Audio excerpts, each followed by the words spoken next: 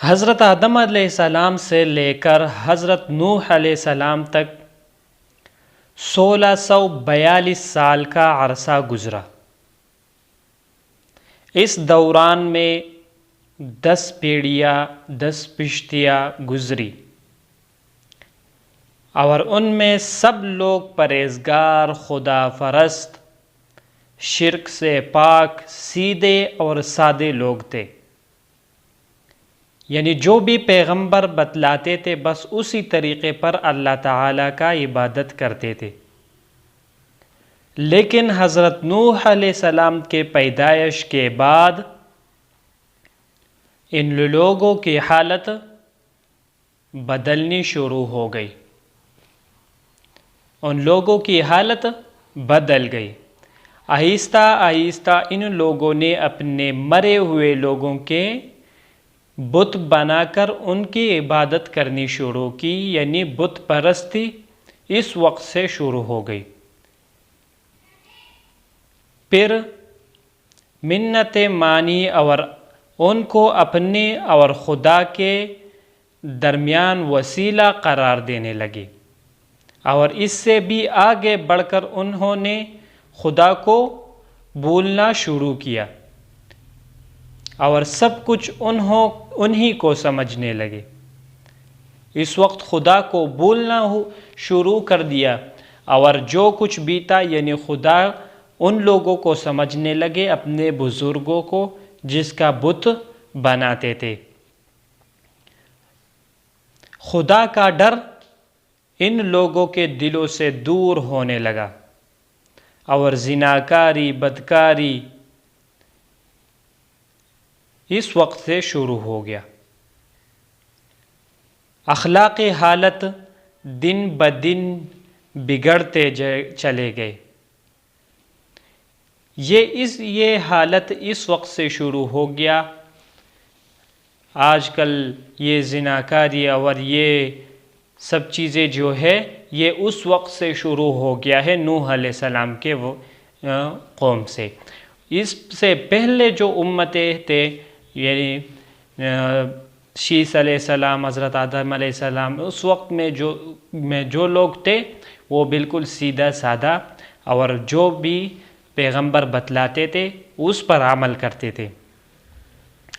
حضرت نوح علیہ السلام کی نبوت اور یہاں سے پیغمبروں کے 3 طبقے بیان کریں گے۔ حضرت آدم علیہ السلام سے لے کر محمد صلی اللہ علیہ وسلم تک پیغمبروں کے 3 طبقے ہیں۔ ابتدائی پیدائش سے خدا تعالیٰ کے طرف سے انبیاء کرام، انبیاء علیہ السلام نسل انسانی کے اصلاح اور بھلائی کے لیے بھیجتے جاتے رہے ہیں۔ اپنے خصوصیات کے اعتبار سے 3 طبقوں میں تقسیم کیا ہے، یعنی حضرت آدم علیہ السلام سے لے کر حضرت محمد صلی اللہ علیہ وسلم کو اپنے خصوصیات کے اعتبار سے 3 طبقوں میں رکھا گیا ہے۔ سب سے پہلا طبقہ یہ ہے کہ حضرت آدم علیہ السلام سے حضرت نوح علیہ السلام تک اس طبقے نے کچھ خاص آداب اور کی تلقین نہیں کی۔ حلال اور حرام چیزوں کے متعلق کوئی خاص ہدایات نہیں کی۔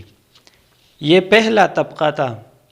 دوسرا طبقہ حضرت نوح علیہ السلام سے حضرت موسیٰ علیہ السلام تک ہے۔ اس دور میں حلال اور حرام کے متعلق شریعت مقرر ہوئی اور عبادت کے سلسلے میں احکام صادر ہوئے، جیسا کہ سورۃ شورى رکوع نمبر 2 میں خدا تعالیٰ فرماتے۔ اسی طرح شفاعت کے حدیث میں رسول اللہ صلی اللہ علیہ وسلم نے فرمایا کہ سب سے پہلے صاحب شرعیت نبی حضرت موسیٰ علیہ السلام ہوئے ہیں۔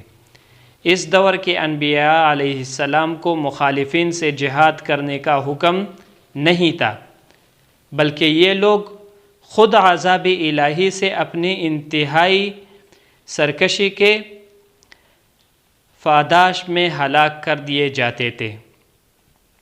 یہ دوسرا طبقہ تھا۔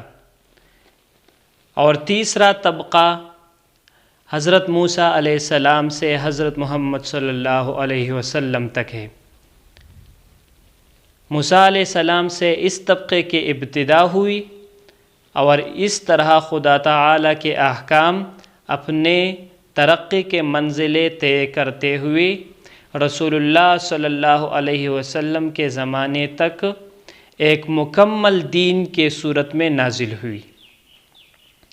سب سے پہلے حضرت موسیٰ علیہ السلام پر کافروں کے خلاف جہاد کرنے کا حکم نازل ہوا، اور یہ سلسلہ حضرت محمد صلی اللہ علیہ وسلم کے زمانے تک قائم رہا، بلکہ قیامت تک قائم رہے گا۔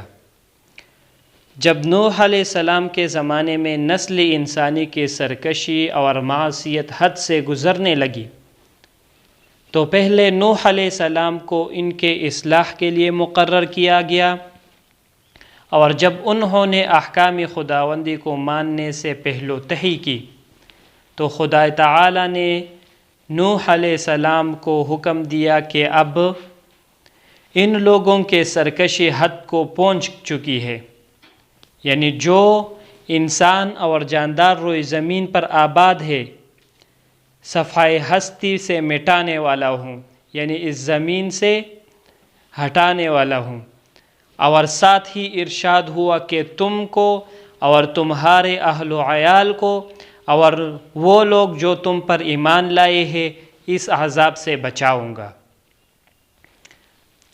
اور اپنے ساتھ تم کشتی میں ہر جاندار کا ایک جوڑا رکھ لینا۔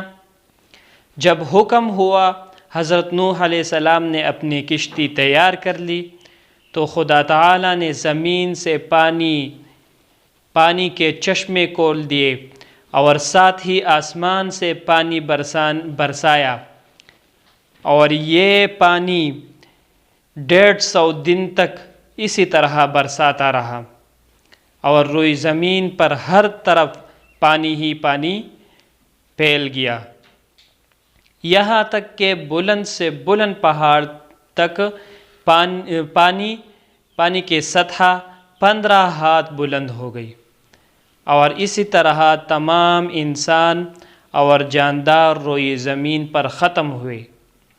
آخری 7 ماہ بعد حضرت نوح علیہ السلام کی کشتی کوہ جودی پر جا کر ٹکی، اور دنیا میں نئی سرے سے انسانی زندگی کا آغاز ہوا۔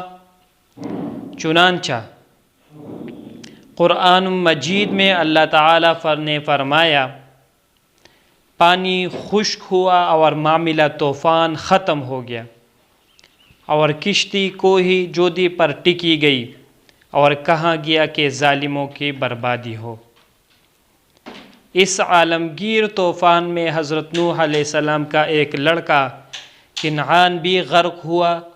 کشتی میں جو لوگ بچ گئے تھے ان کی کوئی اولاد نہیں ہوئی، بلکہ خدا تعالی نے نوح علیہ السلام سے فرمایا کہ صرف تیرے نسل سے دنیا کو دوبارہ آباد کروں گا۔ چنانچہ دنیا کے موجودہ آبادی حضرت نوح علیہ السلام کے نسل سے ہے، اسی وجہ سے حضرت نوح علیہ السلام کو آدمی ثانی بھی کہا جاتا ہے۔